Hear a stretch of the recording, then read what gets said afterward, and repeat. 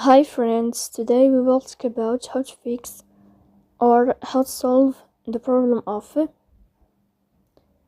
blurry on the application of NFL. You will go to settings. In this page we go to apps, default apps, app settings. On above you will search about the application of NFL and you can click.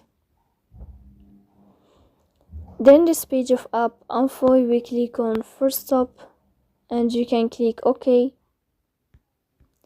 Here you will enter to the window of storage. Then we click on clear cache, but pay attention, don't click clear data because that can delete your account. In the end you can turn off your phone and you can wait a moment to restart your phone again to fix that problem. So please don't forget to support us by like and subscribe.